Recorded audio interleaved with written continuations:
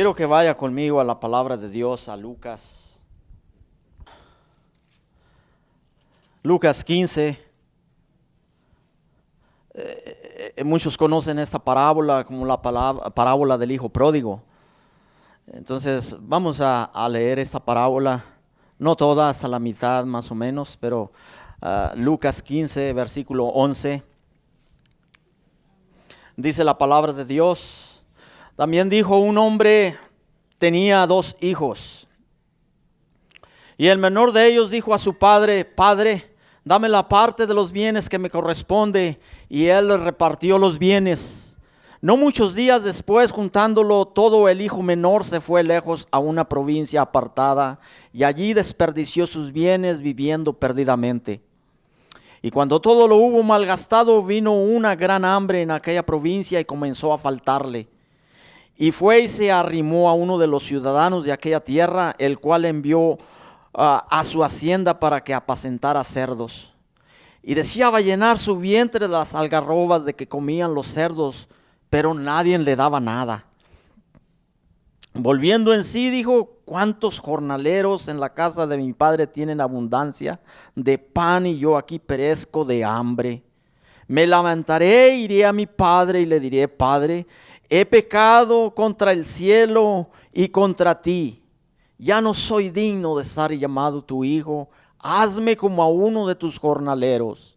Y levantándose vino a su padre, y cuando aún estaba lejos lo vio su padre, y fue movido a misericordia, y corrió y se echó sobre su cuello y le besó, y el hijo le dijo: Padre, he pecado contra el cielo y contra ti, ya no soy digno de ser llamado tu hijo. Pero el padre dijo a su siervo: sacad el mejor vestido y vestile, y poned un anillo en su mano y calzado en sus pies, y traer el becerro gordo y matadlo, y comamos y hagamos fiesta, porque mi hijo muerto era y ha revivido, se había perdido y es hallado. Y comenzaron a regocijarse. Hasta ahí, amados hermanos. El título de este mensaje es El amor de un padre. El amor de un padre. Ahí mismo, amados hermanos, en Lucas capítulo 11, el Señor Jesucristo estaba en cierta ocasión orando. Y entonces sus discípulos dijeron: Maestro, Señor, enséñanos a orar como Juan el Bautista enseñó a sus discípulos. Entonces él les dijo: cuando oréis, decir así: Padre nuestro que estás en los cielos. Y empezó a recitarles la oración dominical, la oración modelo, el Padre nuestro. Pero entonces les dijo el Señor Jesús, les dijo, ya en el versículo 5 dice: ¿quién de vosotros que tenga un amigo va a él a medianoche y le dice: amigo, dame unos panes, porque otro amigo vino de visita y no tengo que ponerle en la mesa? Échame la mano en esto, dame unos panes. Y el amigo de él le dijo: no me molestes. Es ya muy noche, es muy tarde, estoy en cama, mis hijos están conmigo. No me molestes. Entonces, el amigo de él casi le tumbaba la puerta. Y entonces aquel dijo: no me vaya a tumbar la puerta este. Y dice Jesús: de cierto, dice, por ser su amigo, se va a levantar y le va a dar lo que necesita. Estoy parafraseando, amados hermanos. Entonces Jesús llegó a un punto que le dice a sus discípulos: yo les digo, dice, pedid y se os va a dar, buscad y vas a encontrar, llamad y se os va a abrir la puerta. Y dice Jesús: ¿qué padre de vosotros, si su hijo le pide un pan, le va a dar una piedra? O si le pide un pescado, le va a dar en lugar de ese pescado le va a dar una serpiente. O si le pide un huevo, le va a dar un escorpión. Y termina diciendo Jesús, si vosotros, dice, como padres terrenales, como padres biológicos, saber dar buenas dádivas a vuestros hijos, dice, cuánto más mi Padre Celestial os dará todas las cosas que le pidan. Amados hermanos, tenemos un Padre que nos ama. Tenemos un Padre que nos ama con un amor grande que no merecíamos. Nuestro Padre Celestial. Hay una historia, amados hermanos, de un hombre llamado Roy Rigles. Él fue un jugador de fútbol americano. Este evento pasó mucho tiempo, pero a como está el tiempo, tal vez, pues no hace mucho tiempo, pero pasó en 1929. Había un juego entre la Universidad de California, UCLA, y el Tecnológico de Georgia. Roy Rigles era parte del equipo de la Universidad de California y en el tazón del Rose de Pasadena, del Rose Bowl de Pasadena, se jugaba esta competencia. Empiezan a jugar las dos universidades. Por alguna razón creo que pierde un balón, lo cacha en sus manos Rigles y corre. Pero corrió en dirección contraria. Y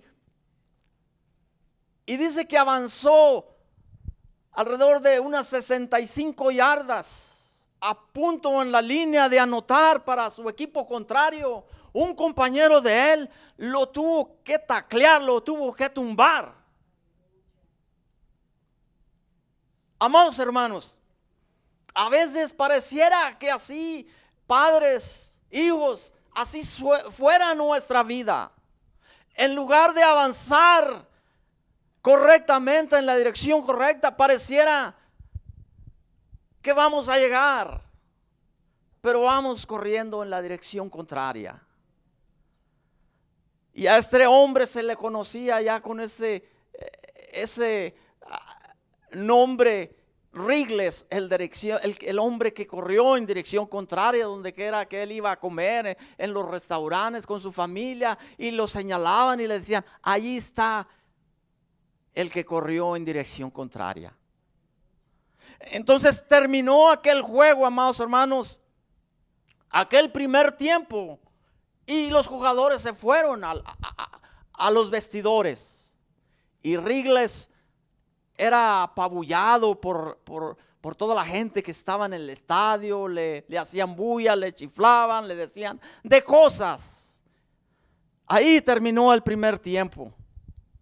Hay una historia, amados hermanos, en Segunda de Crónicas 33, también está en Segunda de Reyes 18, de un padre ejemplar, de un padre llamado Ezequías, que fue el hombre que caminó de acuerdo a la palabra de Dios, que dice que donde él se movía, la presencia de Dios iba con él. Este rey fue un rey bueno, un padre bueno, un padre que instruyó a su hijo por el buen camino, que le dio el buen ejemplo. Dice que fue este rey, este padre, este hombre, que fue un rey que hizo mucho por el pueblo de Dios, por Israel. Fue el hombre que metió la irrigación para la agricultura de los estanques. Hizo muchas otras cosas por el pueblo de Israel, pero lo más importante que hizo este padre como rey, dice que quitó la inmundicia de la casa de Dios, limpió los altares que habían hecho las naciones paganas. Literalmente limpió la casa de Dios, estableció el sacerdocio como Dios quería, el orden que Dios quería que se llevara. Entonces él se rodeó de hombres temerosos de Dios como Isaías, profetas contemporáneos y otros. Y ahí nace su hijo Manasés. Manasés vio el amor de su padre, el ejemplo de un padre bueno, de un rey bueno. Y dice la Biblia que en cuanto empezó, cuando Ezequías muere, toma el reinado su hijo. Era de 12 años. Josefo, el historiador, dice que los primeros años lo reinó como virrey porque era muy joven. Pero una vez que muere su padre, toma las riendas del reinado. Y escúcheme, padre. Yo sé que hay padres buenos y hay hijos malos. Y yo sé que hay padres malos y hay hijos buenos. Yo no podía entender esto, pero lo he entendido. Y muchos padres tal vez no entiendan esto. Pero aquí vemos el ejemplo de un padre ejemplar, de un padre bueno. Pero vemos un hijo totalmente desviado, totalmente lo contrario. Dice que en cuanto empezó a reinar Manasés, el hijo de Ezequías, derribó todo lo que su padre había hecho. Quitó el sacerdocio, instituyó otras personas que no deberían. Dice que era agorero, consultaba a los adivinos, a los muertos, a las estrellas, al sol, la luna, a los hechiceros. Y no solo eso, dice que metió en la casa de Dios la idolatría. ¿Qué le pasó a Manasés? Teniendo un padre ejemplar, un padre bueno, ¿qué le pasó a este hijo? Bueno, amados hermanos, dice que estaba decidido a darle la contra a Dios. Pero ahí no termina todo.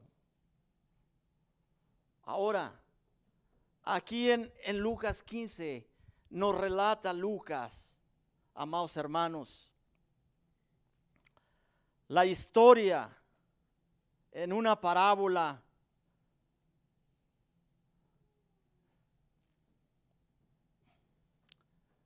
Todos la conocemos, amados hermanos, como la parábola del hijo pródigo. Y yo quiero darle algunos puntos. La historia de Manasés no termina ahí. Es como si estuviera jugando un medio tiempo. Este hijo desobediente, este mal hijo, como Roy Rigles, que estuviera yendo en dirección contraria a lo que su padre y el profeta Isaías le habían enseñado, le habían aconsejado. Pero aquí vemos en el capítulo 15, versículos del 11 en adelante, la parábola del hijo pródigo.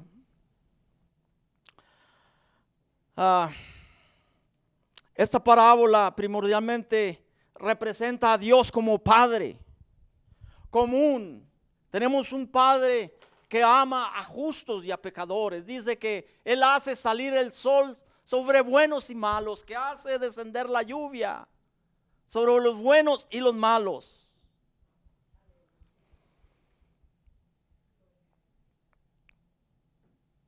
Estos dos hijos, uno de ellos, el menor, representaba a los orgullosos fariseos, a esos hombres religiosos. Y el hijo mayor, y en última instancia, amados hermanos, representaba al pueblo de Israel. Y el otro hijo mayor representaba a los publicanos y a los pecadores. Y en última instancia, a nosotros los gentiles. Entonces, están aquí dos hijos, está un padre, están dos hijos, tan diferentes el uno del otro. Si usted tiene hijos, usted va a ver que cada uno es diferente. Uno de ellos, reservado, austero, sobrio, pero malhumorado, con todo lo que lo rodeaban, personas. Era rígido, así como se adhería a las normas de la educación que su padre le había dado, y era muy difícil sacarlo de sus idealismos, de su religión. El otro hijo, el menor, era frívolo, inquieto, impaciente, sin freno, derrochador, libertino, con el deseo de hacerse de la herencia de su padre para irla a derrochar. Quizás usted tenga dos hijos, igual que este padre. Uno es tranquilo, es calmado, el otro es libertino, es ansioso, quiere malgastar y quiere hacer como él quiere. Y usted como padre, ¿qué le dice? Yo no sé, pero yo le aseguro que está hablando con él, que más de 2 o 3 veces ha platicado con él. Entonces el hijo menor es el pródigo. Primero veamos su desenfreno, su extravío, por la miseria en que cayó, por su pecado. La primera demanda que le hace aquel padre, le dijo: Padre, dame la herencia como corresponde. Yo pienso que este hijo debería de haber sido un poco más cortés con su padre. Le dice: Padre, como diciéndole: oye, viejo, dame lo que me corresponde como herencia. Ya estás viejo, vas a morir. ¿Para qué esperar? Yo no quiero estar aquí cuando mueras. Dame mi herencia. Yo ya no quiero estar en tu casa, quiero irme. Vamos, viejo, dámelo, yo lo quiero. Quizás hay un hijo aquí que haya dicho así con su padre. Tal vez, no lo sé. Hubiera sido más cortés y decirle: te ruego, papá, por favor. Yo sé que estás viejo, pero de todos modos se me va a quedar la herencia, dámela.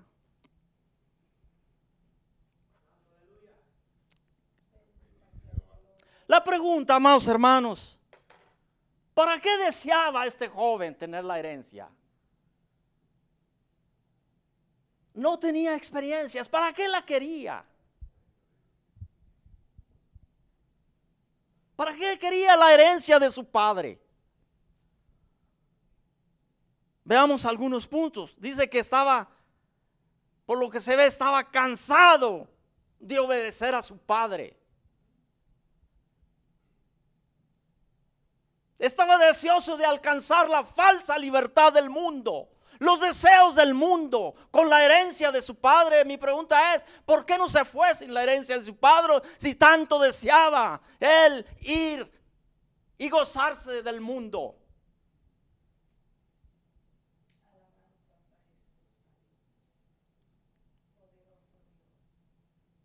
Aquí vemos, amados hermanos, muchas veces la locura y el desenfreno de los jóvenes. Jóvenes, honra a tu padre y a tu madre para que te vaya bien en la vida. Es el primer mandamiento con promesa de parte de Dios. Y hay una razón y hay una recompensa de Dios que te va a prolongar los días de tu vida y te va a ir bien. Dios te va a bendecir si honras a tus padres. Aleluya.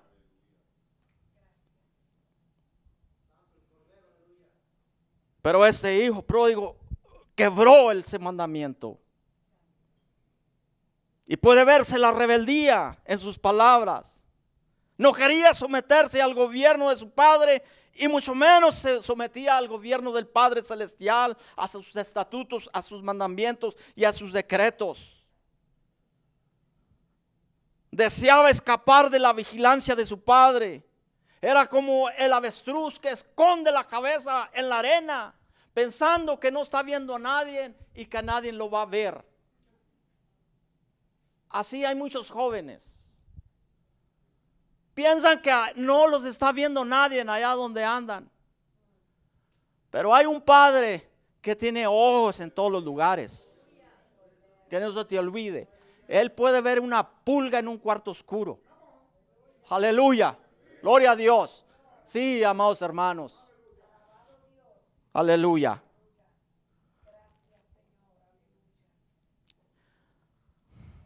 Este joven se había olvidado de los atributos del Padre Celestial, de su omnipresencia, de su omnipotencia. Como si Dios no existiese, para que el Dios no se ocupara de él. Aleluya. Otra, no tenía confianza en la administración de su padre. Quería tener los bienes en su propia mano, porque decía, este viejo se va a acabar y no me va a quedar nada. Aleluya. Estaba ingrido, era creído. Tenía una opinión muy alta de su propio ego, de su egoísmo. Él quería que nadie lo refrenara en la fortuna, en su desenfreno mundano.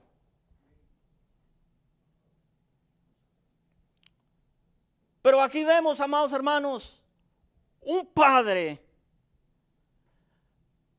Escuche, padres, el mejor ejemplo que nosotros tomamos como ejemplo es nuestro Padre Celestial.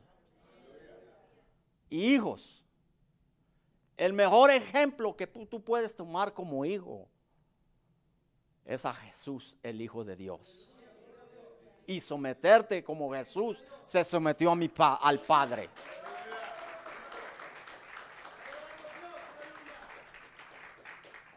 No veas a Jennifer López o a Ben Affleck. No veas las estrellas de Hollywood.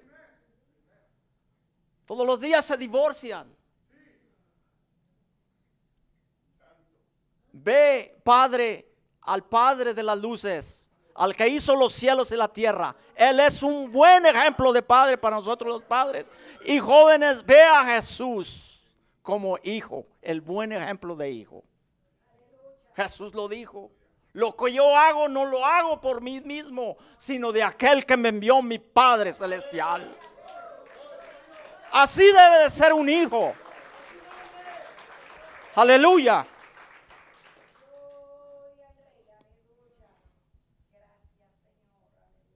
Vemos cómo administró los bienes que cuando los tuvo en su mano, se dio prisa a gastarlos, a malgastarlos. Y muy pronto se quedó mendigando.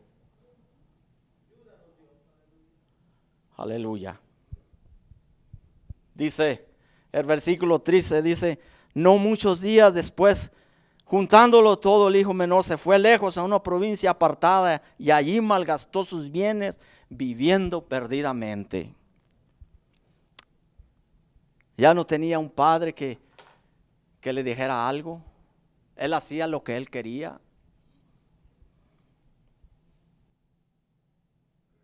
Este hijo se fue de la casa de su padre, se apartó, se fue lejos.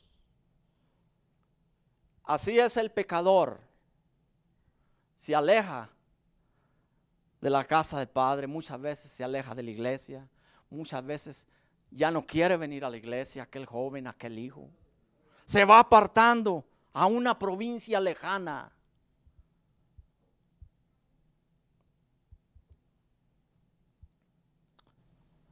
Donde nadie que él cree que lo puedan ver, para hacer lo que él quiere y hacer como él quiere.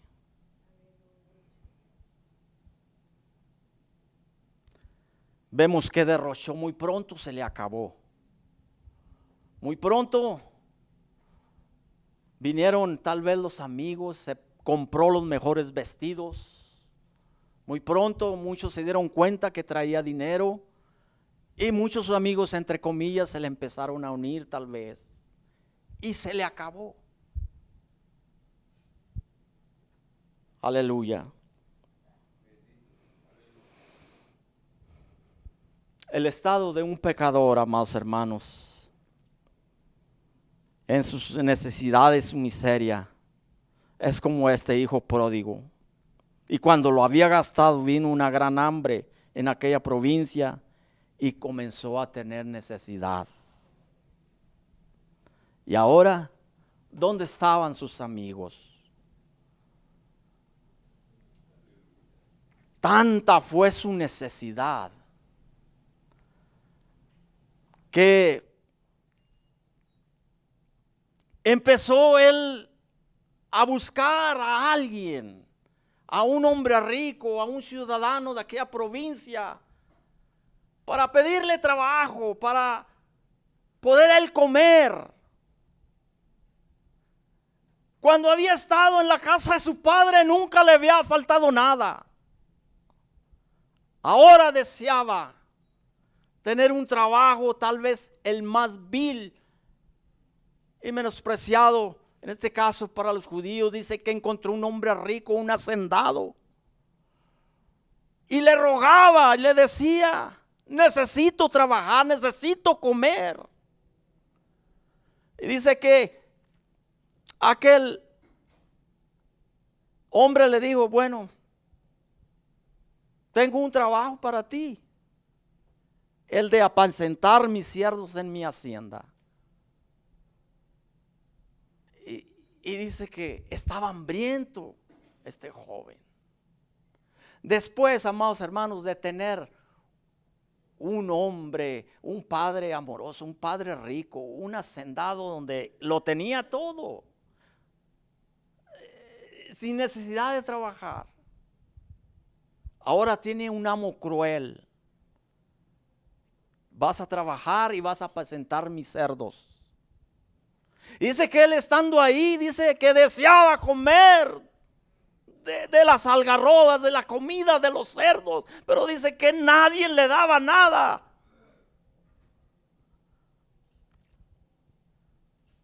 Aleluya.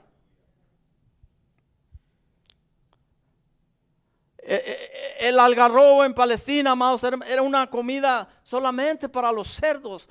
Había ocasiones que sí la comía la gente más pobre.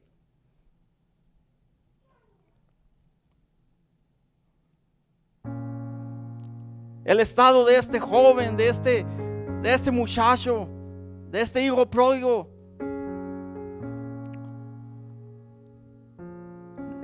ahora él deseaba comer esa comida, pero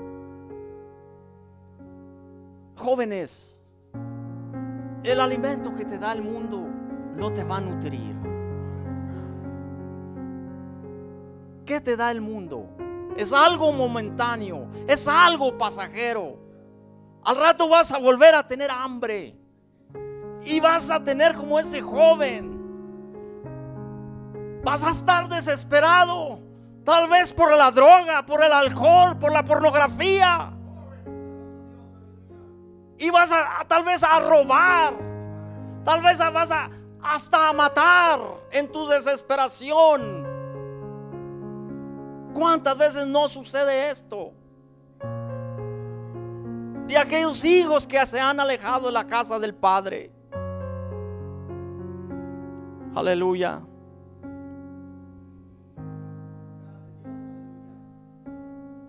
El estado del pecador es un estado de muerte de acuerdo a la Biblia. La paga del pecado, amados, es muerte. Jóvenes,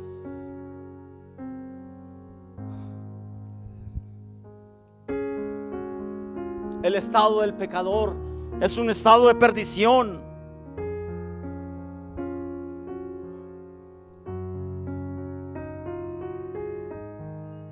Cuando este joven cayó en lo más bajo, en lo más indigno para un judío, para un joven, empezó a pensar y a reaccionar. Y en la casa de mi padre tenía abundancia de pan. Había tantas cosas de las que yo podría disfrutar.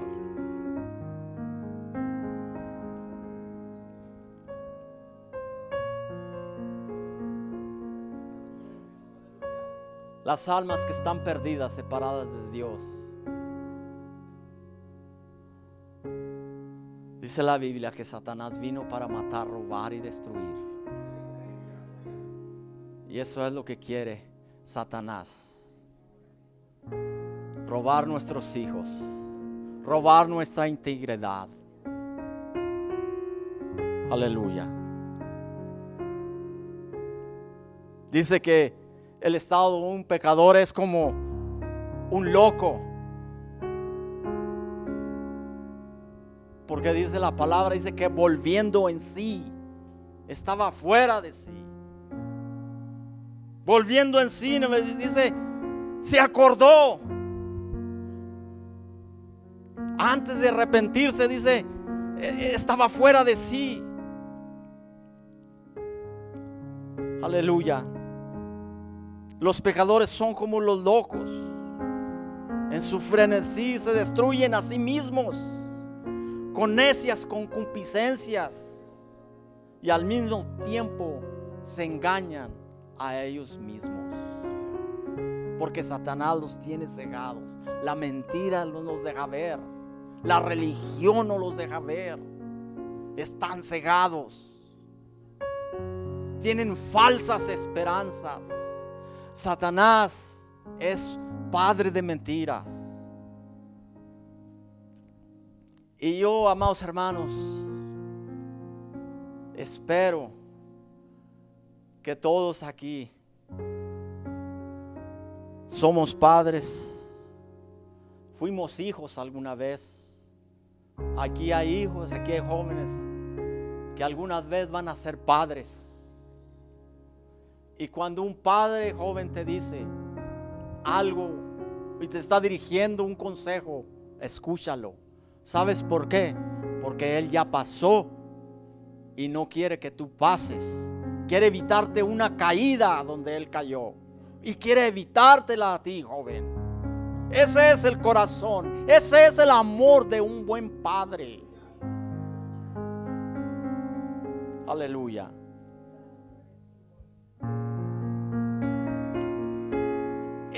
¿Qué fue lo que lo motivó a este joven a su conversión? Caer tan bajo en su miseria, en su necesidad. Aleluya. Voy a dejar la segunda parte porque ya se me fue el tiempo, pero voy a cerrar con esto. Roy Rigles terminó el primer tiempo y se fue al vestidor y no se sentó en el banco con los demás jugadores. Dice que escogió un rincón y puso una toalla sobre su rostro y sus manos, cubrió su rostro y se dejó caer en aquella esquina de aquellos vestidores, mientras que el entrenador les daba instrucciones a los demás jugadores. Allí estaba Roy avergonzado. No podía descubrir su cara por su vergüenza. Y dice que cuando el entrenador terminó de hablar, darles instrucciones para el segundo partido, se acercó a Roy y le dijo: quita esa toalla de tu rostro y mírame. Y dice que Roy no podía, le decía: no puedo, me siento indigno, me siento mal, por lo que he hecho. Y el entrenador le dijo a todos los jugadores, los mismos jugadores que comenzaron el primer tiempo son los mismos que van a regresar al juego. Y Wrigley decía, no, yo no puedo regresar al juego, yo no puedo jugar, me siento mal. Y le dijo el entrenador, Roy, levántate, te estoy dando una orden, vas a volver a jugar el segundo tiempo.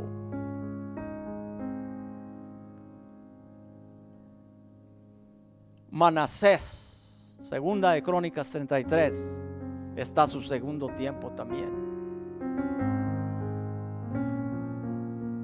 Aquel hijo que había derrochado, que había quitado todo lo que su padre había construido, ahí está en su segundo tiempo. Ahí está su final. Dice que Manasés, llegaron los asirios y lo tomaron cautivo con grillos, con cadenas, con argollas, como un animal, como una vaca, y lo llevaron cautivo junto con otros reyes. Y ahí dice que cuando iba en el camino clamó a Dios y le dijo, Dios mío, ¿qué he hecho? ¿Qué he hecho con mi vida? ¿Qué he hecho con la casa de mi padre? Y dice que ahí se arrepintió y clamó al Dios de sus padres, al Dios único y verdadero, y se arrepintió y Dios restauró a Manasés. Dice la historia de este jugador Wrigley que él volvió a jugar el segundo tiempo, y decían los del equipo contrario que nunca hubo un jugador que jugara un medio tiempo como Roy Wrigley. Amados hermanos, padres jóvenes, quizás te saliste del juego, quizás ya no tengas cara para volver a la casa de tu padre como el hijo pródigo, o como Wrigley, o como Manasés, y podría darte muchos ejemplos. Quizás estás avergonzado por lo que has hecho, por lo que te han hecho. Quizás te sientas inmundo, quizás te sientas sucio, pero Jehová hoy te dice, venid y pongámonos a cuentas, hijo, hija, joven. Si tus pecados fueren como la grana, como la nieve serán emblanquecidos. Si fueren rojos como el carmesí, ven a ser como blanca lana. Solo nuestro Padre Celestial tiene el poder de cambiar el corazón del hombre, de hacer que el hombre malo sea bueno, y solamente Él. Aleluya.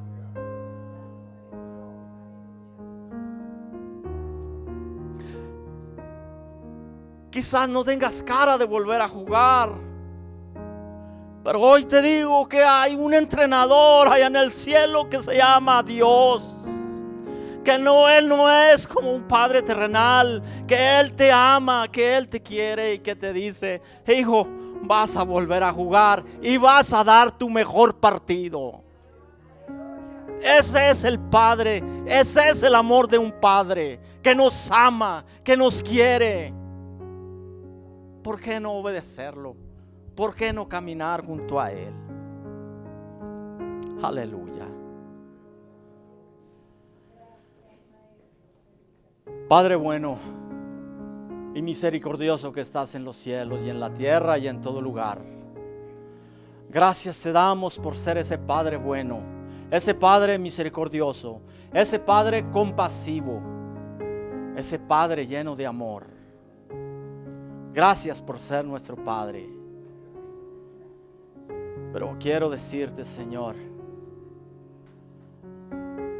que soy padre y ahora soy hijo. Y como hijo, fui un hijo pródigo, tal vez un hijo desobediente, un hijo que abandonó la casa de su padre. Y ahora me siento, Señor, que no soy digno de volver a la casa de mi padre. Pídele perdón, hijo, a tu padre, a tus padres, a tu madre. Pídele perdón. Y tú, Padre, dice Efesios 6, dice, padres, no exageréis, no trates con áspero a tu hijo, sino ámalo con amor. Padre, ama a tu hijo, abrázalo, bésalo, no le reproches, así como a ese padre no le reprochó a su hijo, sino que lo abrazó y lo besó y lo vistió con el mejor vestido y le hizo un gran banquete. Los que somos padres fuimos hijos, y yo le aseguro que muchas veces la hemos regado. Los que son hijos tal vez ya cometieron caídas, pero hay un padre que te está esperando con los brazos abiertos y decirte: hijo, no te reprocho. Aquí estoy, hijo, yo quiero aconsejarte y dirigirte. Empieza a hablar allí con Dios, con el Padre Celestial, y empieza a decirle: gracias por mis hijos. Gracias, Señor, por estos hijos que me has dado, que has puesto a mi lado. Ayúdame, Señor, dame un corazón entendido y sabio para guiarlos, para instruirlos, para aconsejarlos y corregirlos, Señor, para que ellos sean perfectos, Señor, en toda buena obra, en todo servicio, para la gloria de tu nombre. Gracias, Señor, por nuestros hijos. Gracias, Señor, por estos jóvenes. Muchas gracias te damos en el maravilloso nombre de nuestro Señor Jesucristo. Dale un abrazo a tu hijo.